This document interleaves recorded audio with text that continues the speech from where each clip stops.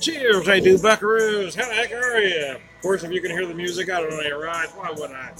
Hey, here on Beer Whisper Radio, though, the standouts. It's funny, the Crocus Long Stick of Boom just finished. I go from that to Dirty Water by the Standales. Great tune. The Inmates did a nice cover about 1980, I think.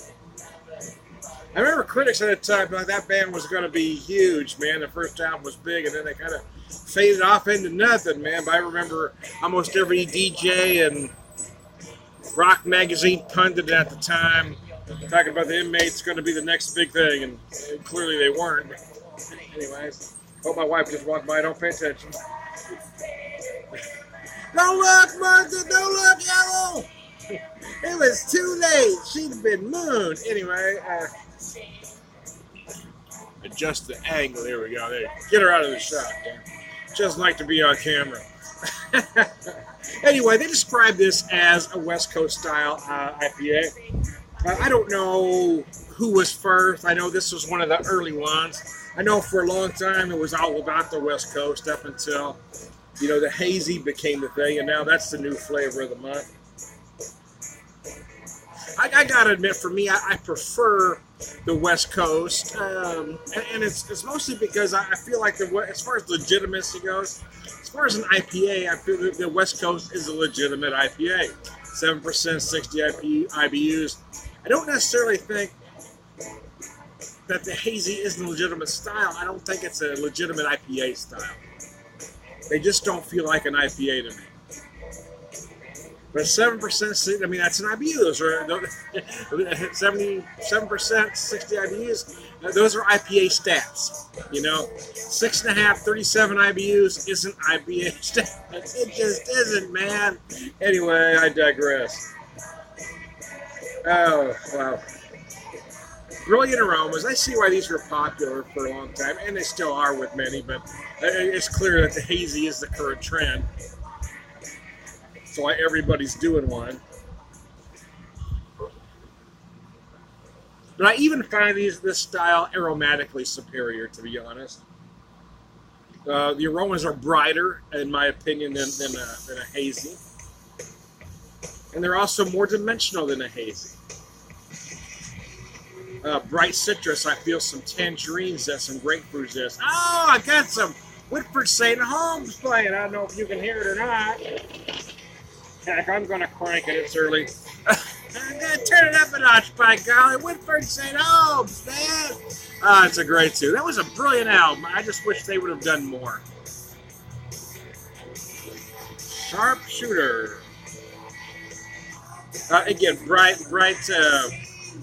tangerine, grapefruit, but again, you get those tropical fruit, the usual tropical fruit suspects, pineapple, mango, passion fruit. You got it made, every trick in the book. I hope I still have this album. Had it one time, but after so many moves, I've lost a lot along the way. But anyway, it's time to take a drink. You've talked long enough, Tom. I'll get on my screen here. Here we go. Oh, yeah. I decided to buy this. It was a mixed 12-pack, and I've had this before, but I guess I've never done a video for it. I didn't notice one in my, over 2,000, almost 3,000 videos, man.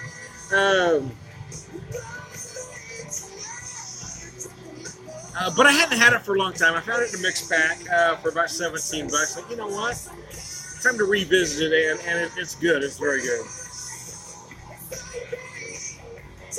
There's also some pine notes happening. I didn't mention that with the aromas, but yeah, you get these juniper-like notes are there as well, especially in the flavor. I'm having trouble speaking today. It's my first beer. Sometimes the trench really affects my speech. I'm trying to get a word out, and it won't let me do it.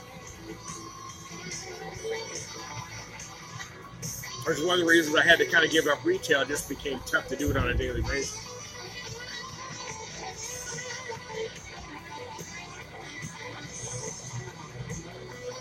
I mentioned on the aromas tangerine, grapefruit, etc., and all the tropical fruit notes. And the flavors, again, a lot of that same too. You're going to get tangerine, grapefruits, all the usual tropical fruit suspects. But I also feel like I'm getting a hint of stone fruit, some apricot specifically in the middle, and then at the end is where you feel those herbal notes, the pine or juniper-like notes are right in the finish.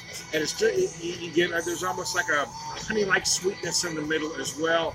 And then you've got that closing, those hops kind of close it down, and that's where those herbal notes really shine. So there you go. It's a damn fine IPA. I don't know why I haven't bought it more, to be honest with you.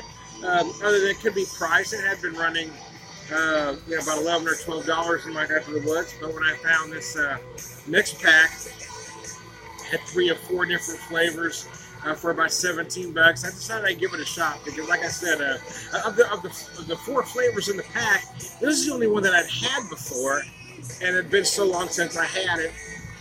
And we got some Winford St. Holmes cranking behind us. That's damn fine.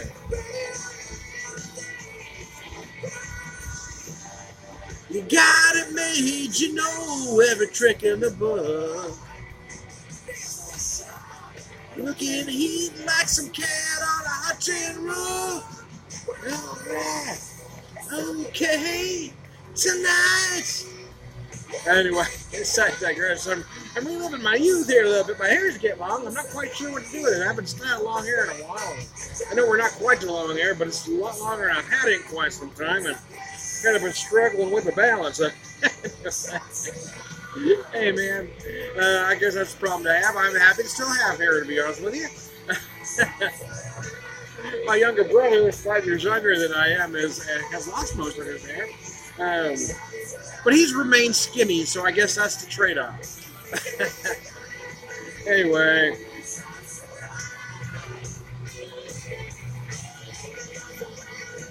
Yeah, I recommend this beer highly. It's a damn fine beer. I am John the Beer Whisperer. Beer evangelist, prolific beer drinker, beer was a man.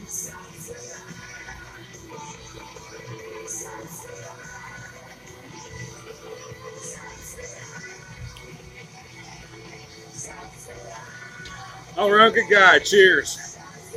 Oh, excuse me. Excuse me. Hope I didn't get any on you. Y'all have a good one. Oh, got another one. Excuse me again. My apologies. My apologies for the frivolity.